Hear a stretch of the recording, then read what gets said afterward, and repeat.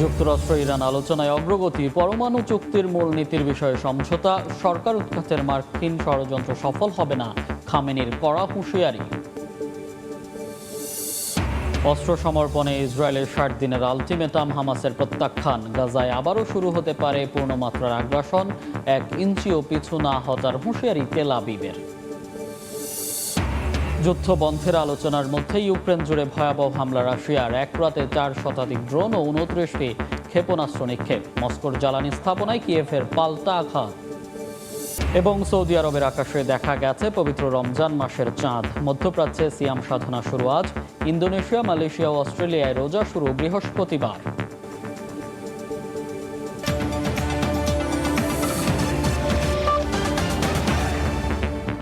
আন্তর্জাতিক সময়ের সঙ্গে আছি আমি মনির হোসাইন। পারমাণবিক ইস্যুতে যুক্তরাষ্ট্র ইরানের আলোচনার ইতিবাচক অগ্রগতি হয়েছে। জেনেভায় পরোক্ষ বৈঠক শেষে দুই পক্ষ পরমাণু চুক্তির মূল নীতিগুলোর বিষয়ে একটি সমঝোতায় পৌঁছাতে সক্ষম হয়েছে বলে জানিয়েছেন ইরানের পররাষ্ট্রমন্ত্রী আব্বাস আরাকচি।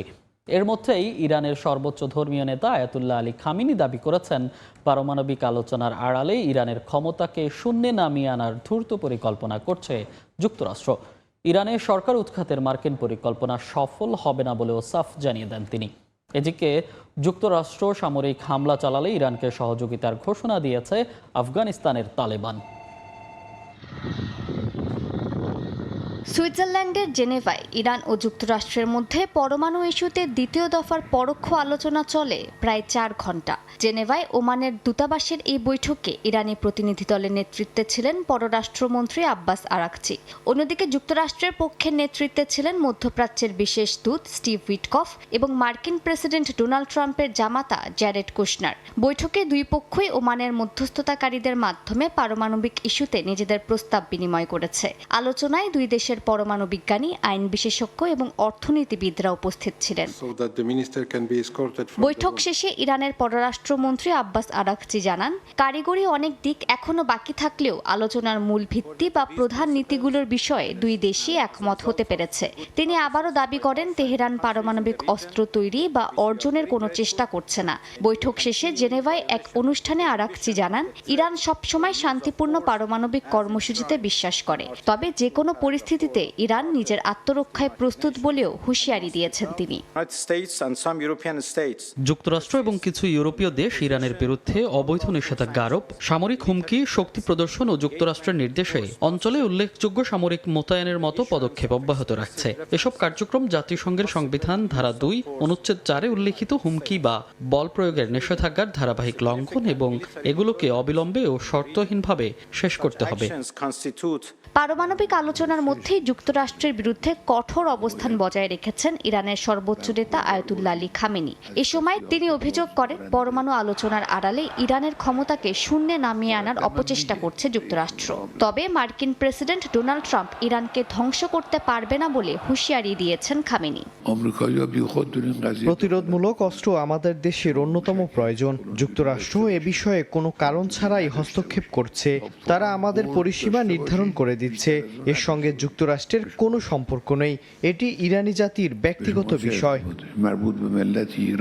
এদিকে যুক্তরাষ্ট্র সামরিক হামলা চালালে ইরানকে সহযোগিতা করার ঘোষণা দিয়েছে আফগানিস্তানের তালেবান। মুখপাত্র জাবিউল্লাহ মুজাহিদ স্পষ্ট করেছেন যে, ইরান যদি অনুরোধ করে তাহলেই আফগানিস্তানের জনগণ তাদের প্রতি সহমর্মিতা দেখাবে এবং সম্ভাব্য সব ধরনের সহযোগিতা করবে। তিনি আরও জানান, তারা যুক্তরাষ্ট্র ও ইরানের মধ্যে কোনো ধরনের সংঘাত চান না।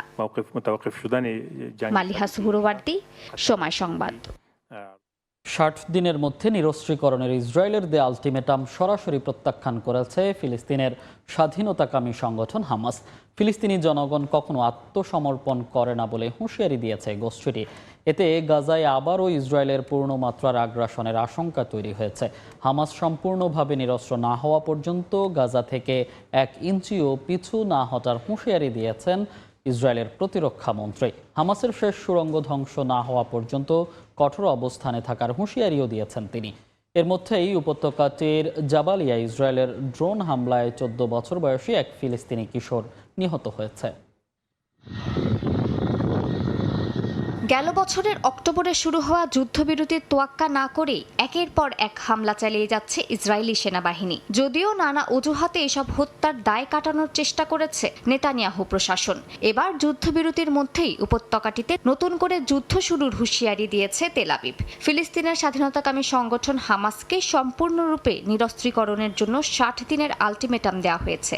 তবে সেই আলটিমেটাম সরাসরি প্রত্যাখ্যান করেছে সংগঠনটি। সংবাদ মাধ্যম আল জাজিরাকে দেয়া সাক্ষাৎকারে হামাসের ঊর্ধ্বতন কর্মকর্তা মাহমুদ মারদাউইন জানান, যুদ্ধ আবার শুরুর যে কোনো হুমকি গুরুতর পরিণতি ডেকে আনবে। ফিলিস্তিনি জনগণ কখনো আত্মসমর্পণ করবে না বলেও হুঁশিয়ারি দেন তিনি। হামাসকে নিরস্ত্র হতে বলার এ ধরনের কোনো আনুষ্ঠানিক দাবি বা সময়সীমার বিষয়ে তারা কিছু জানেন না বলেও দাবি করেন মারদাউই। অন্যদিকে গাজা থেকে 1 মিলিমিটারও সরে না যাওয়ার ঘোষণা দিয়েছেন ইসরায়েলের প্রতিরক্ষা মন্ত্রী ইসরায়েল কাটস।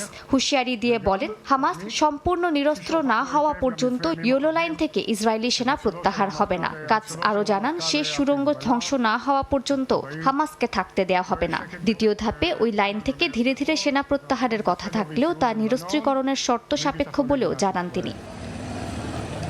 এর মধ্যে পশ্চিম তীরে নতুন করে ইসরায়েলের ভূমি নিবন্ধন প্রক্রিয়া চালুর সিদ্ধান্তে উদ্বেগ জানিয়েছে জাতিসংঘ ও আরব লীগ। মহাসচিব আন্তোনিও গুতেরেস সতর্ক করে বলেন, এটি দ্বিরাষ্ট্র সমাধানের সম্ভাবনাকে কমিয়ে দেবে। এদিকে ট্রাম্প প্রশাসনের বোর্ড অফ পিসে পর্যবেক্ষক হিসেবে যোগ দিচ্ছে ইতালি। দেশটির পররাষ্ট্রমন্ত্রী আন্তোনিও তাজানি একে ভূমধ্যসাগরীয় নিরাপত্তার জন্য গুরুত্বপূর্ণ বলে উল্লেখ করেন। থেমে নেই ইসরায়েলের বর্বরতা। গাজার জাবালিয়ায় ইসরায়েলি ড্রোন হামলায় 14 বছরের এক ফিলিস্তিনি কিশোর নিহত হয়েছে। এদিকে গাজার সরকারি গণমাধ্যমের হিসাব অনুযায়ী চলতি মাসের শুরু থেকে রাফা স্থলবন্দর আংশিক খুললেও বাস্তবে পারাপার হয়েছে মাত্র 29%। 2 থেকে 15 ফেব্রুয়ারি পর্যন্ত 2800 আবেদনকারীর মধ্যে যাতায়াত করতে পেরেছেন মাত্র 811 জন।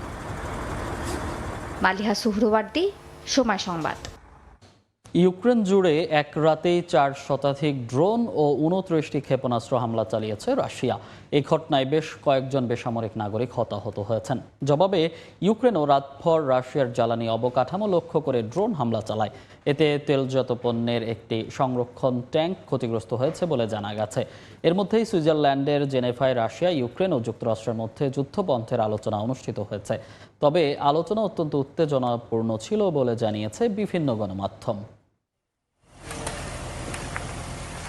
চলতি মাসের 24 তারিখে ইউক্রেন রাশিয়া যুদ্ধের 4 বছর পূরণ হতে চলেছে। অথচ এই যুদ্ধ থামার কোনো সম্ভাবনাই দেখা যাচ্ছে না। স্থানীয় সময় সোমবারও দুই পক্ষের পাল্টাপাল্টি হামলায় উত্তপ্ত ছিল যুদ্ধের ময়দান। ইউক্রেনের বিভিন্ন অঞ্চলে 400-র বেশি ড্রোন ও প্রায় 29টি শক্তিশালী ক্ষেপণাস্ত্র নিক্ষেপ করেছে রাশিয়া। এতে বেশ কয়েকজন বেসামরিক নাগরিক হতাহত হয়েছেন। এ সময় বেশ কয়েকটি আবাসিক ভবনও ক্ষতিগ্রস্ত হয়। সবচেয়ে বেশি ক্ষয়ক্ষতি হয়েছে ওডেসা ও দিনিপ্রপেট্রোভস্ক অঞ্চলে।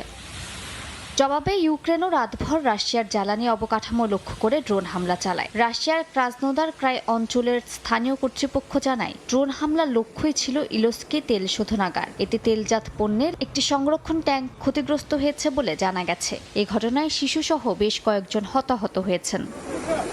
স্থানীয় সময় মঙ্গলবার জেনেভায় যুক্তরাষ্ট্রের মধ্যস্থতায় রাশিয়া ও ইউক্রেনের তৃতীয় দফার শান্তি আলোচনা শুরু হয়েছে। প্রথম দিন শেষ হওয়ার পর রুশ মিডিয়া সূত্রে জানানো হয়, আলোচনাগুলো উত্তেজনাপূর্ণ ছিল এবং প্রায় 6 ঘন্টা ধরে দ্বিপক্ষীয় ও ত্রিপক্ষীয় পরিসরে অনুষ্ঠিত হয়। ইউক্রেনের প্রধান আলোচক রুস্তেম উমেরোভ বলেন, আলোচনার প্রাধান্যই ছিল যুদ্ধবন্ধের সম্ভাব্য সমাধানের প্রক্রিয়া খুঁজে বের করা।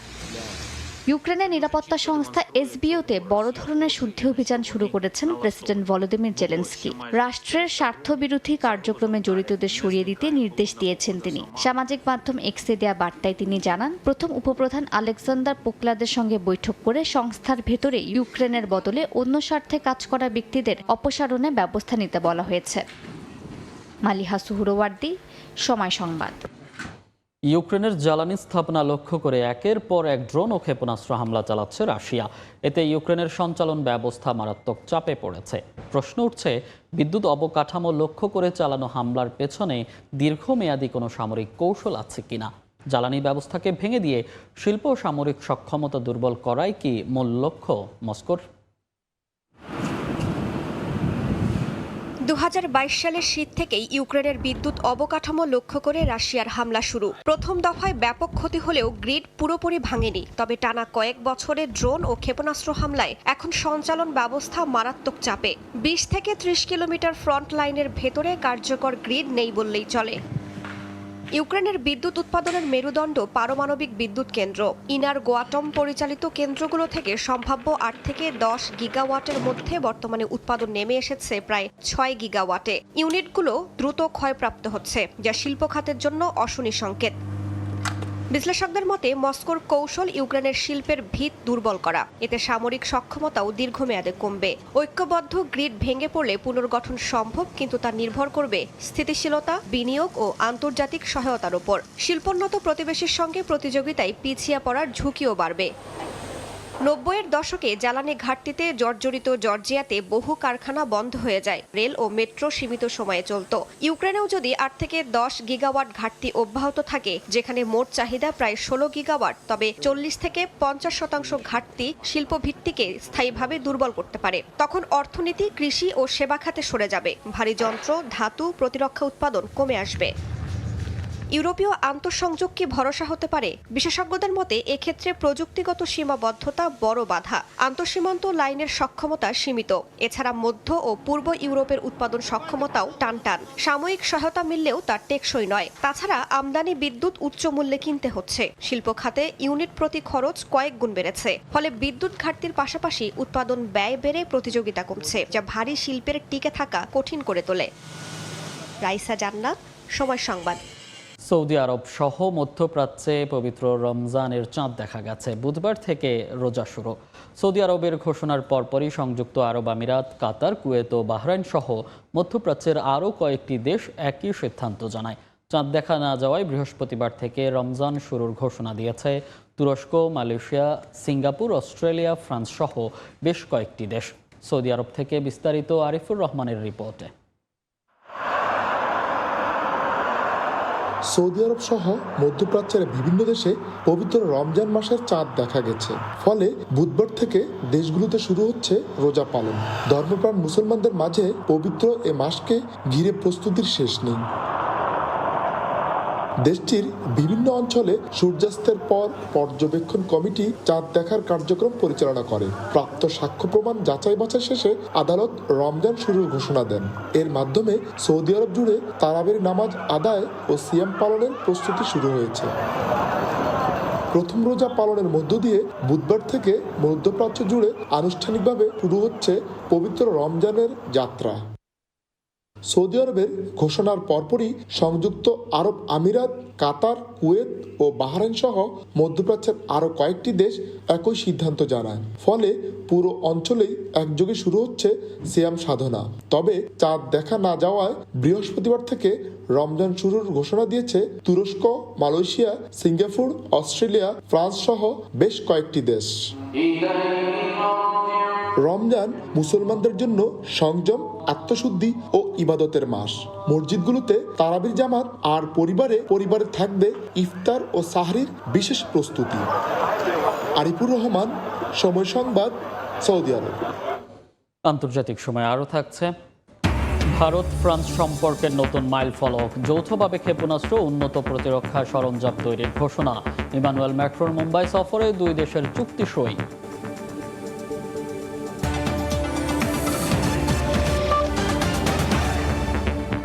ত্রয়োদশ জাতীয় সংসদ নির্বাচনে নিরঙ্কুশ সংখ্যাগরিষ্ঠতা অর্জনের মাধ্যমে বাংলাদেশের প্রধানমন্ত্রীর গুরু দায়িত্ব গ্রহণ করেন তারেক রহমান। একই পরিবারের 3 সদস্যের কেন্দ্রীয় ক্ষমতায় উঠে আসার এমন রেকর্ড বিশ্বের অল্প কয়েকটি রাজনৈতিক পরিবারের কাছেই আছে। এবার সেই তালিকায় যুক্ত হচ্ছে জিয়া পরিবারের নাম। ভারত, পাকিস্তান, শ্রীলঙ্কা সহ বিশ্বের আরও কয়েকটি দেশে রয়েছে এমন নজির। আমি তারেক রহমান সশস্ত্র চিত্রে শপথ করিতেছি যে বিশ্বে অল্প কয়েকটি রাজনৈতিক পরিবার আছে যাদের 3 সদস্য রাষ্ট্র কিংবা সরকার প্রধানের গুরুদায়িত্ব পালন করেছেন। বাংলাদেশের প্রধানমন্ত্রী পদে বিএনপি চেয়ারম্যান তারেক রহমানের শপথ গ্রহণের মধ্য দিয়ে এ তালিকায় নাম লেখাতে যাচ্ছে জিয়া পরিবার। বাবা শহীদ প্রেসিডেন্ট জিয়াউর রহমান ও মা বেগম খালেদা জিয়ার পর দেশ পরিচালনার দায়িত্ব নিচ্ছেন ছেলে তারেক রহমান। যথাবিহিত আচরণ করিব। 1975 সালে সিপাহী জনতার বিপ্লবের মধ্য দিয়ে রাষ্ট্রীয় ক্ষমতার কেন্দ্রবিন্দুতে অধিষ্ঠিত হন বীর মুক্তিযোদ্ধা জিয়াউর রহমান। 1977 সালে তৎকালীন রাষ্ট্রপতি ASM সায়েম পদত্যাগ করলে বাংলাদেশের রাষ্ট্রপতির দায়িত্ব নেন তিনি। তার হাত ধরে প্রতিষ্ঠিত হয় বাংলাদেশ জাতীয়তাবাদী দল BNP। এরপর নানা রাজনৈতিক উত্থান পতনের মধ্য দিয়ে 1991 সালের জাতীয় নির্বাচনে জয়ের মাধ্যমে বাংলাদেশের প্রথম নারী প্রধানমন্ত্রী হন বেগম খালেদা জিয়া। পালন করেন দেশ পরিচালনার গুরুদায়িত্ব।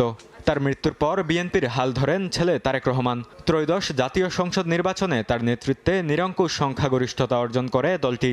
বাবা মায়ের পর একই পরিবারের তৃতীয় সদস্য হিসেবে দেশ পরিচালনার দায়িত্ব নিচ্ছেন তিনি। ভারতের নেহরু গান্ধী পরিবার থেকেও 3 সদস্য প্রধানমন্ত্রীর দায়িত্ব পালন করেছেন। ব্রিটিশদের কাছ থেকে ভারত স্বাধীনতা লাভের পর নতুন দেশের প্রধানমন্ত্রী হন জওহরলাল নেহরু। ভারতের সংসদীয় গণতন্ত্র প্রতিষ্ঠায় গুরুত্বপূর্ণ ভূমিকা পালন করেন এই নেতা। নেহরুর মৃত্যুর পর প্রধানমন্ত্রী হন মেয়ে ইন্দিরা গান্ধী। 2 মেয়াদে পালন করেন প্রধানমন্ত্রীর দায়িত্ব। বাংলাদেশের স্বাধীনতা সংগ্রামকালেও ভারতের প্রধানমন্ত্রী ছিলেন ইন্দিরা গান্ধী। নিজ দেহরক্ষীর গুলিতে তিনি নিহত হবার পর মায়ের মরদেহ রেখেই প্রধানমন্ত্রীর পদে শপথ নেন ইন্দিরা পুত্র রাজীব গান্ধী। পাকিস্তানের ভুট্টো পরিবার থেকেও 3 সদস্য পালন করেন রাষ্ট্রের দায়িত্ব। 1973 সালে পাকিস্তানের প্রথম নির্বাচিত প্রধানমন্ত্রী হিসেবে দায়িত্ব নেন জুলফিকার আলী ভুট্টো। এরপর পাকিস্তান তথা পুরো মুসলিম বিশ্বের প্রথম নারী প্রধানমন্ত্রী হন তার মেয়ে বেনজির ভুট্টো। পাকিস্তানের বর্তমান প্রেসিডেন্ট তার স্বামী আসিফ আলী জরদারি। শ্রীলঙ্কায় বন্দরা নায়েকে পরিবার ও থাইল্যান্ডে সিনাওয়াত্র পরিবারের 3 সদস্যও পালন করেন প্রধানমন্ত্রীর দায়িত্ব। বাবা, ছেলে ও নাতি একই পরিবারের 3 প্রজন্মের 3 জনের রাষ্ট্র ক্ষমতায় যাওয়ার উদাহরণ রয়েছে উত্তর কোরিয়ায়।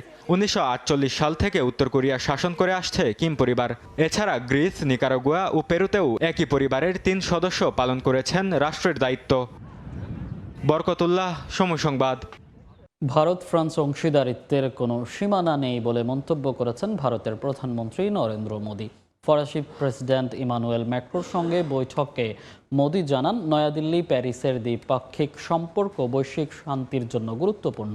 ফ্রান্স ভারত উদ্ভাবন সহযোগিতা আরও গভীর করার আহ্বান জানিয়েছেন ম্যাক্রো। এদিকে ভারতের সঙ্গে যৌথভাবে ক্ষেপণাস্ত্র তৈরি করবে ফ্রান্স। মঙ্গলবার এ সম্পর্কিত একটি চুক্তিতে স্বাক্ষর করেছেন 2 দেশের প্রতিরক্ষা মন্ত্রী। বিস্তারিত জানাচ্ছেন সুব্রত আচার্য। 3 দিনের রাষ্ট্রীয় সফরে ভারতে এসেছেন ফ্রান্সের প্রেসিডেন্ট এমানুয়েল ম্যাক্রো। সঙ্গে রয়েছেন তার স্ত্রী লেডি ব্রিজিত ম্যাক্রো।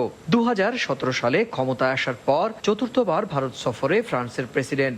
17 থেকে 19 ফেব্রুয়ারি পর্যন্ত ভারতে চলবে AI ইম্প্যাক্ট সামিট। সেখানে অংশগ্রহণ করার জন্য ভারতের তরফ থেকে আমন্ত্রণ জানানো হয় ম্যাক্রোকে।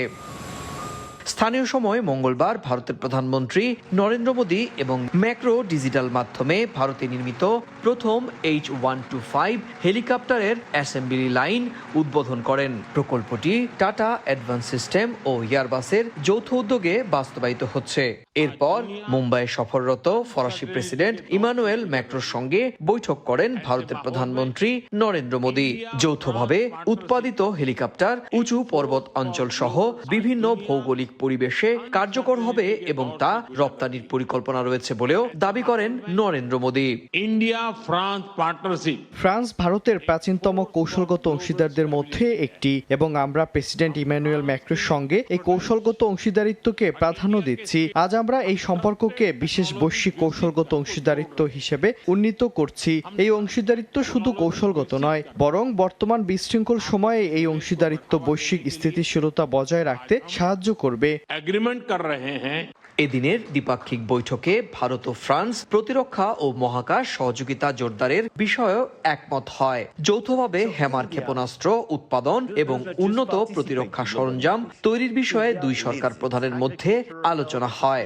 ভারত ও ফ্রান্সের মধ্যে দ্বৈত কর পরিহার চুক্তিও এদিন স্বাক্ষরিত হয়। ফ্রান্স ভারত সম্পর্ককে আরো এগিয়ে নিয়ে যাওয়ার আশাবাদ ব্যক্ত করেন ম্যাক্রো। বলেন, এটি শুধু প্রতিরক্ষা চুক্তি নয়, সার্বভৌম সার্বভৌমত্ব জোটও। আমাদের উচ্চ স্তরের সহযোগিতা আমাদেরকে পরবর্তী প্রজন্মের ইঞ্জিন, বহু ভূমিকা হেলিকপ্টার ও উন্নত যুদ্ধ বিমান, সাবমেরিন ইত্যাদি তৈরি করতে সক্ষম করছে। এই অংশীদারিত্বে যে অসাধারণ আস্থা আপনি রেখেছেন তার জন্য আপনাকে উষ্ণভাবে ধন্যবাদ জানাই। এবং এটি শুধু একটি প্রতিরক্ষা চুক্তি নয়, এখানে দুটি দেশ সংকল্প ও বিশ্বাস দিয়ে একে অপরকে ভূমি, সাগর ও আকাশে বেছে নিয়েছে। মঙ্গলবার মুম্বাইয়ে মোদির সঙ্গে বৈঠকের পাশাপাশি ম্যাক্রো ঐতিহাসিক গেটওয়ে অফ ইন্ডিয়া আয়োজিত লেজার আলোক প্রক্ষেপণ অনুষ্ঠানেও অংশ নেন। ম্যাক্রোর এই সফরকে কেন্দ্র করে প্রতিরক্ষা, উদ্ভাবন ও অর্থনৈতিক সহযোগিতার একাধিক ঘোষণার মাধ্যমে দুই দেশের সম্পর্কের বিভিন্ন দিক তুলে ধরা হয়। সুব্রত আচার্য, সময় সংবাদ, ভারত। ভেনেজুয়েলার তেল খাত ঘিরে বড় পরিকল্পনা ঘোষণা করেছেন মার্কিন প্রেসিডেন্ট ডোনাল্ড ট্রাম্প। তবে প্রশ্ন উঠেছে দেশটির রাষ্ট্রায়ত্ত তেল কোম্পানির উৎপাদন সক্ষমতা নিয়ে। সাম্প্রতিক বছরগুলোতে বিনিয়োগ ও অবকাঠামোগত কারণে নাটকীয়ভাবে কমেছে প্রতিষ্ঠানটির উৎপাদন সক্ষমতা। এছাড়া দেশটিতে চলমান রাজনৈতিক অস্থিতিশীলতায় বিনিয়োগে আগ্রহ হারাচ্ছে বিদেশি কোম্পানি। ভেনেজুয়েলায় ক্ষমতা পরিবর্তনের পর দেশটির তেল খাতকে বড় ব্যবসায়িক পরিসরে সাজানোর পদক্ষেপ নেন মার্কিন প্রেসিডেন্ট ডোনাল্ড ট্রাম্প। ধারণা করা হয় বিশ্বের সবচেয়ে বেশি তেল মজুদ রয়েছে ভেনেজুয়েলায়। দেশটির আইন প্রণেতারাও বিদেশি বিনিয়োগ বাড়াতে তেল খাত নিয়ে নতুন বিল পাশ করেন। এমনকি যুক্তরাষ্ট্র ঘোষণা দেয় ভেনেজুয়েলা থেকে তারা এমন পরিমাণ তেল উত্তোলন করবে যা আগে কখনো চোখে দেখেনি বিশ্ব। তবে মার্কিন তেল কোম্পানিগুলোর জন্য রেকর্ড পরিমাণ তেল উত্তোলন কতটা বাস্তবসম্মত তা নিয়ে প্রশ্ন থেকে যায়। ভেনেজুয়েলার রাষ্ট্রায়ত্ত তেল কোম্পানি বর্তমানে জরাজীর্ণ অবস্থায় রয়েছে। আগের সরকার কোম্পানিটির আয় বিভিন্ন সামাজিক খাতে ব্যয় করলেও উৎপাদন সক্ষমতা ধরে রাখতে করা হয়নি যথাযথ বিনিয়োগ। ফলে সম্প্রতি বছরগুলোতে নাটকীয়ভাবে কমেছে প্রতিষ্ঠানটির উৎপাদন সক্ষমতা। মার্কিন তেল কোম্পানিগুলোকে ভেনেজুয়েলার অবকাঠামো পুনর্গঠনে অন্তত $100 বিলিয়ন বিনিয়োগের আহ্বান জানিয়েছেন ডোনাল্ড ট্রাম্প, যা উৎপাদন বাড়ানোর পরিকল্পনা বাস্তবায়নে গুরুত্বপূর্ণ ভূমিকা রাখবে। তবে ভেনেজুয়েলার প্রকৃত উত্তোলনযোগ্য তেলের মজুদ নিয়েও প্রশ্ন রয়েছে বিশ্লেষকদের। এছাড়া ভেনেজুয়েলার তেল সৌদি তেলের তুলনায় নিম্নমানের। ভারী ও উচ্চ সালফারযুক্ত অপরিশোধিত তেল উত্তোলন ও পরিশোধন কঠিন এবং তা পাইপলাইনের জন্য ক্ষতিকর। বাজার বিশ্লেষকরা বলছেন মার্কিন কোম্পানিগুলোর অবকাঠামো পুনর্গঠনের সক্ষমতা আছে, তবে তা অর্থনৈতিকভাবে যুক্তিযুক্ত হতে হবে। কোম্পানিগুলোকে শেয়ার হোল্ডারদের জন্য মূল্য তৈরি করতে হবে। তবে রাজনৈতিক অস্থিরতার কারণে বিনিয়োগে আগ্রহ দেখাচ্ছে না বিদেশি প্রতিষ্ঠানগুলো। এর আগেও দেশটিতে বড় মার্কিন কোম্পানির সম্পদ বাজেয়াপ্ত করা হয়েছিল। বর্তমানে অন্তর্বর্তী সরকারের নেতৃত্বেও পুনরায় সম্পদ বাজেয়াপ্তের আশঙ্কা উড়িয়ে দেওয়া যাচ্ছে না। তাই বিনিয়োগে আগ্রহ পাচ্ছে না বড় প্রতিষ্ঠানগুলো, যা ঝুঁকিতে ফেলছে ভেনেজুয়েলার তেল খাতকে। বরকতুল্লাহ, সময় সংবাদ। আন্তর্জাতিক সময় আরও থাকছে। চীনে বসন্ত উৎসব উদযাপনে চোখ ধাঁধানো আয়োজন। দক্ষিণ কোরিয়ায় চন্দ্র নববর্ষ ঘিরে উৎসবের আমেজ। ক্রোয়েশিয়া ও স্পেনে বর্ণিল শোভাযাত্রা। মার্কিন প্রেসিডেন্ট ডোনাল্ড ট্রাম্পের প্রশাসনের বিরুদ্ধে এপস্টাইন সংক্রান্ত নথি প্রকাশে ধামাচাপা দেওয়ার অভিযোগ তুলেছেন সাবেক পররাষ্ট্রমন্ত্রী হিলারি ক্লিন্টন। বার্লিনে অনুষ্ঠিত ওয়ার্ল্ড ফোরামে বিবিসিকে দেয়া এক সাক্ষাৎকারে সব নথি দ্রুত প্রকাশ করার আহ্বান জানান তিনি। হিলারি বলেন, নথিগুলো ধীরে ধীরে প্রকাশ করা হচ্ছে। পাশাপাশি ট্রাম্প প্রশাসন পুরো সত্য সামনে আনছে না বলেও মন্তব্য করেন তিনি। হিলারি ক্লিন্টনের দাবি, তাকে ও তার স্বামীকে সামনে এনে ট্রাম্প প্রশাসন মূল ইস্যু থেকে দৃষ্টি সরাতে চাইছে। অন্যদিকে রিপাবলিকানদের অভিযোগ, ক্লিন্টন দম্পতি বিলম্ব কৌশল নিয়েছেন। এই মাসের শুরুতে মার্কিন বিচার বিভাগ এপস্টাইন সংক্রান্ত কয়েক মিলিয়ন পৃষ্ঠা প্রকাশ করে। তবে ব্যক্তিগত চিকিৎসা নথি, শিশু নির্যাতনের গ্রাফিক বর্ণনা ও চলমান তদন্তে প্রভাব ফেলতে পারে এমন উপাদান থাকার কারণে প্রায় 30 লাখ পৃষ্ঠা প্রকাশ করা হয়নি বলে জানানো হয়।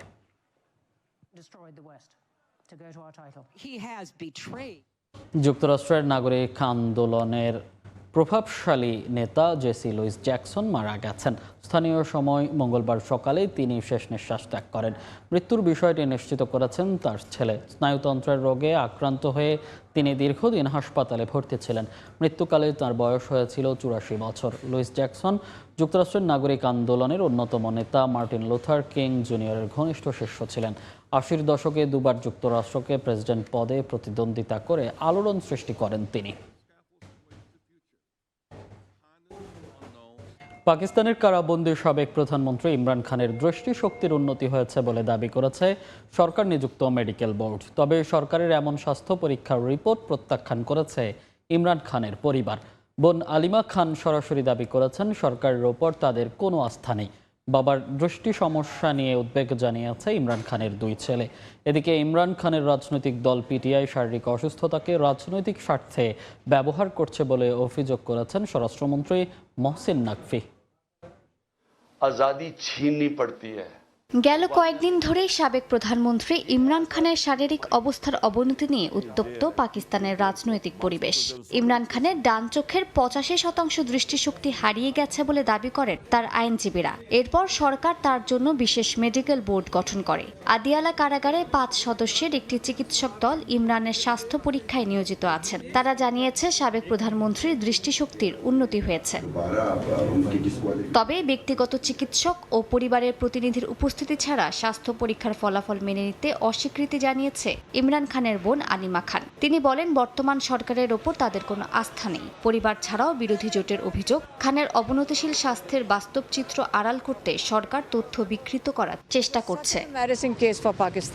এর মধ্যে কারাগারে থাকা পাকিস্তানের সাবেক প্রধানমন্ত্রী ইমরান খানের শারীরিক অবস্থার অবনতির আশঙ্কা প্রকাশ করেছেন তার দুই ছেলে। তারা বাবার সঙ্গে দেখা করার অনুমতি চেয়ে পাকিস্তান কর্তৃপক্ষের প্রতি আহ্বান জানিয়েছেন। লন্ডনে বসবাসরত খানের দুই ছেলে কাশিম ও সুলাইমান রয়টার্সকে বলেন মেডিকেল বোর্ডের প্রতিবেদনের বিষয়ে তারা নিশ্চিত নন। গত বৃহস্পতিবার তারা বাবার সঙ্গে ফোনে কথা বলেন। তারা জানায় ইমরান খান সাধারণত নিজের শারীরিক অবস্থা নিয়ে কথা বলতে চান না। তবে সর্বশেষ ফোনালাপে তিনি ক্ষোভ প্রকাশ করে জানান কয়েক মাস ধরে তার চোখের যথাযথ চিকিৎসা দেয়া হয়নি। লাহোরের এক সংবাদ সম্মেলনে পাকিস্তানের স্বরাষ্ট্রমন্ত্রী মহসিন নাকভি দাবি করেন ইমরান খানের অসুস্থতার বিষয়টি সরকার রাজনৈতিক করতে চায় না। তিনি বলেন আদিয়ালা কারাগারে সরকার ও বেসরকারি খ্যাতনামা চিকিৎসকদের সমন্বয়ে গঠিত দল ইমরান খানের পরীক্ষা করেছে এবং প্রতিবেদন অনুযায়ী সবকিছু স্পষ্ট। তিনি জানান পরীক্ষার সময় উপস্থিত থাকতে পিটিআই চেয়ারম্যান গহুর আলী খানকে আমন্ত্রণ জানানো হয়েছিল। তবে তিনি দলীয় পরামর্শের কথা বলে যাননি। নাকভি দাবি করেন পিটিআই মনোনীত দুই চিকিৎসকের সঙ্গেও দীর্ঘ সময় ফোনে কথা বলেন পরীক্ষক চিকিৎসকরা। মালিহা সুহরওয়ার্দী, সময় সংবাদ। সুদানের কর্দোফান ও সেন্নার রাজ্যে আলাদা হামলায় অন্তত 31 জন নিহত হয়েছেন, আহত হন বহু মানুষ। মানবাধিকার সংগঠন ইমার্জেন্সি লয়ার্স এক বিবৃতিতে জানায় রোববার দেশটির উত্তর কর্দোফানের সোডারি শহরে জনাকীর্ণ আল সাফিয়া বাজারে ড্রোন থেকে ছোড়া ক্ষেপণাস্ত্র ছোড়া হয়। এতে অন্তত 28 জন নিহত এবং বহু মানুষ আহত হন। হামলায় ব্যবহৃত ড্রোনগুলো সেনাবাহিনীর ছিল বলে দাবি করেছে সংগঠনটি। তবে সামরিক কর্মকর্তারা বেসামরিক স্থাপনায় হামলার অভিযোগ অস্বীকার করেছেন। একই দিন দক্ষিণ পূর্ব সুদানের সেন্নার রাজ্যে আল মাজমুম হাসপাতালে আরেকটি ড্রোন হামলায় 3 জন নিহত হয়েছেন, আহত হন আরও 7 জন। এই হামলার জন্য আধা সামরিক র্যাপিড সাপোর্ট ফোর্সেস RSF-কে দায়ী করেছে সুদান ডক্টরস নেটওয়ার্ক। চীনে বসন্ত উদযাপনে গালা উৎসবের আয়োজন করা হয়। সিল্ক রোডের গুহাচিত্র, ফুলদেবীর নান্দনিকতা থেকে রোবটের কুংফু, সব মিলিয়ে যেন সাংস্কৃতিক মহাযজ্ঞ। বিশ্বের সর্বাধিক দর্শকপ্রিয় টেলিভিশন আয়োজনে আবারও ফুটে ওঠে চীনের ঐতিহ্য আর আধুনিকতার মেলবন্ধন।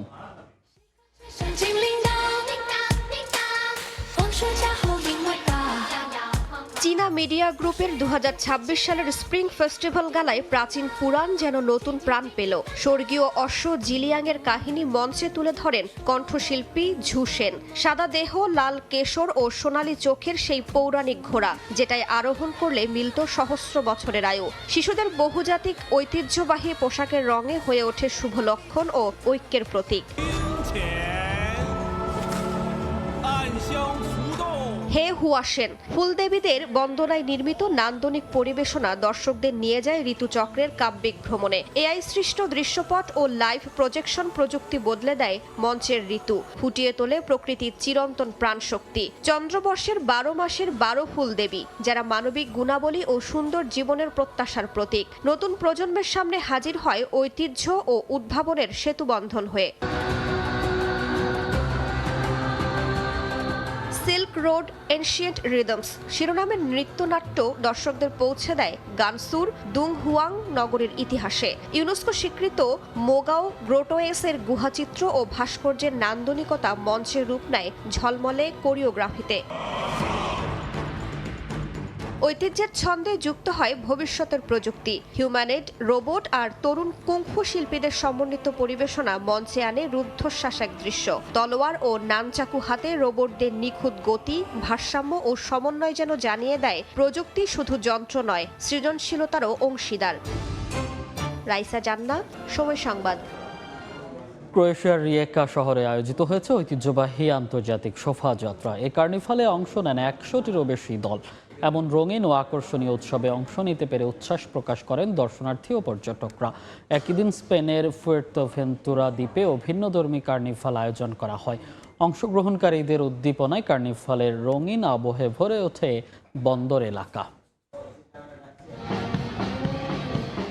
ক্রোয়েশিয়ার তৃতীয় বৃহত্তম শহর রিয়েকায় শীত বিদায়ের ঐতিহ্যবাহী কার্নিভালকে ঘিরে রং, সঙ্গীত আর উচ্ছ্বাসে মুখর শহরের প্রধান সড়ক। উৎসব হিসেবে আয়োজিত এই কার্নিভালে অংশ নেন হাজারো মানুষ। বিশেষ আকর্ষণ ছিল ঐতিহ্যবাহী বেলরিঙার, যার বিশাল পিতলের ঘণ্টা বাজিয়ে শীতের অশুভ আত্মাকে তাড়িয়ে বসন্তকে আহ্বান জানানোর প্রতীকী আয়োজন করেন। রোববার আয়োজিত আন্তর্জাতিক এই শোভাযাত্রায় ১০০টিরও বেশি দল অংশ নেয়। বর্ণিল পোশাকে নারীদের নৃত্য, শিশুদের উচ্ছ্বাস, মুখোশধারী শিল্পীদের পরিবেশনা সব মিলিয়ে শহর জুড়ে তৈরি হয় উৎসবের আমেজ। কেউ ড্রাগনের আদলে তৈরি ভাসমান রথে, কেউ বনপরীর সাজে, কেউ বা বারবি বা মৌমাছির পোশাকে অংশ নেন। আমরা ৪৩তম আন্তর্জাতিক কার্নিভাল শোভাযাত্রায় আছি। এখানে ১০০টি দল অংশ নিয়েছে। মোট অংশগ্রহণকারীর সংখ্যা ১১,০০০-এরও বেশি। অনেক দল শুধু রিয়েকা ও আশপাশের এলাকা থেকেই নয়, প্রিমোরস্কো ও গোরস্কি কাউন্টির বাহির থেকেও এসেছে। পাশাপাশি ইতালি, স্লোভেনিয়া, মন্টেনেগ্রো ও উত্তর মেসিডোনিয়া থেকে ১২টি বিদেশি দল অংশ নিয়েছে। অন্যদিকে স্পেনের ফুয়ের্তেভেন্তুরা দ্বীপেও একই দিনে ভিন্নধর্মী কার্নিভাল আয়োজন করা হয়। পুয়ের্তো দেল রোসারিও বন্দরে অনুষ্ঠিত বার্ষিক নৌ কার্নিভালে হাতে তৈরি অদ্ভুত ও বর্ণিল ভাসমান নৌযান নিয়ে অংশ নেন প্রতিযোগীরা। রাজনৈতিক ব্যঙ্গ, জনপ্রিয় সংস্কৃতি ও চলচ্চিত্রের চরিত্র সবই উঠে আসে এই ভাসমান কার্নিভালে। কেউ জুরাসিক পার্ক থেমে, কেউ ডিজনির আলাদিন অবলম্বনে, আবার কেউ জন্মদিনের কেকের আদলে তৈরি ভেলায় গান গেয়ে অংশ নেন। আয়োজকরা জানান, পরিবেশ বান্ধব নীতিমালা মেনে এই আয়োজনে প্রচলিত নৌযানের যন্ত্রাংশ, দূষণকারী ইঞ্জিন বা জীবন্ত প্রাণী ব্যবহারে নিষেধাজ্ঞা ছিল। প্রায় ১.৫ কিলোমিটার পথ পাড়ি দেওয়ার কথা থাকলেও প্রতিকূল আবহাওয়ার কারণে এবছর সব নৌযান পুরো পথ সম্পন্ন করতে পারেনি। তবুও দর্শকদের ভিড় আর অংশগ্রহণকারীদের উদ্দীপনায় কার্নিভালের রঙিন আবহে ভরে ওঠে বন্দর এলাকা। অর্জিতা শেহজিন, সময় সংবাদ। নামলো ইতালির ভেনিস কার্নিভাল ২০২৬-এর টানা ১৮ দিনের উৎসবে এবার অংশ নেন লাখ লাখ দেশি বিদেশি পর্যটক। এতে নগর জুড়ে শত শত বাংলাদেশি প্রবাসী মালিকানা ব্যবসা প্রতিষ্ঠানে বেড়েছে বিক্রি। তাই খুশি প্রবাসী বাংলাদেশিরা। ইতালি প্রতিনিধি মাকসুদ রহমানের পাঠানো তথ্য ছবিতে রিপোর্ট। ইতালির ভেনিস শহরে ১৪০০ শতাব্দী থেকে প্রতি বছর শীতকালে টানা ১৮ দিন ধরে অনুষ্ঠিত হয় ইউরোপের সবচেয়ে বড় কার্নিভাল। এবছর ৩১শে জানুয়ারি শুরু হয়ে কার্নিভালের পর্দা নামল ১৭ ফেব্রুয়ারি। এই উৎসবকে ঘিরে দেশি বিদেশি লাখ লাখ পর্যটকের আগমনে মুখরিত ছিল ভেনিস নগরী। রং বেরঙের হরেক রকম মুখোশ আর ভেনিসের ঐতিহ্যবাহী রাজকীয় পোশাকে ঘুরে বেড়ানোর পাশাপাশি শহর জুড়ে চলে নৌ প্যারেড, কনসার্ট ও দলীয় শোভাযাত্রা। খাবার দোকানে পাওয়া যায় রকমারি মজাদার খাবার। এতে নগরীর দোকানে বিক্রি কয়েক গুণ বেড়ে গেছে। ফলে খুশি প্রবাসী বাংলাদেশি ব্যবসায়ীরা। এ পর্যন্ত যা দেখতেছি অসংখ্য পর্যটকের আগমন। সবার ব্যবসায়ী মোটামুটি আশা করি ভালো হবে। এই শহরের বেশিরভাগ ব্যবসায়ী সুভেনিরের সাথে জড়িত, আমরা বাংলাদেশিরা। কার্নিভাল অনুষ্ঠানে ব্যবহৃত মাস্ক, ড্রেস, বাস্তন ও হরেক রকমের রঙিন সাজসজ্জার উপহার সামগ্রীর শতকরা ৮০% নিয়ন্ত্রণ বাংলাদেশি মালিকানাধীন ব্যবসায়ীদের হাতে। এছাড়াও শহরের প্রতিটি রেস্টুরেন্ট, বার, পাব এবং হোটেলে কর্মরত আছেন হাজার হাজার বাংলাদেশি। পর্যটন নির্ভর ভেনিসের ব্যবসা বাণিজ্যে শীতে যখন নেমে আসে স্থবিরতা, ঠিক তখনই কার্নিভাল উৎসব ভেনিসকে দেয় অর্থনৈতিক সমৃদ্ধি। সময় সংবাদ, ইতালি। আন্তর্জাতিক সময়ের শীর্ষ সংবাদগুলো জানিয়ে দিচ্ছি আরেকবার। যুক্তরাষ্ট্র ইরান আলোচনায় অগ্রগতি, পরমাণু চুক্তির মূলনীতির বিষয়ে সমঝোতা, সরকার উৎখাতের মার্কিন ষড়যন্ত্র সফল হবে না, খামেনির কড়া হুঁশিয়ারি। অস্ত্র সমর্পণে ইসরায়েলের ৬০ দিনের আলটিমেটাম, হামাসের প্রত্যাখ্যান, গাজায় আবারও শুরু হতে পারে পূর্ণমাত্রার আগ্রাসন, ১ ইঞ্চিও পিছু না হটার হুঁশিয়ারি তেল আবিবের। এবং সৌদি আরবের আকাশে দেখা গেছে পবিত্র রমজান মাসের চাঁদ। মধ্যপ্রাচ্যে সিয়াম সাধনা শুরু আজ। ইন্দোনেশিয়া, মালয়েশিয়া, অস্ট্রেলিয়ায় রোজা শুরু বৃহস্পতিবার।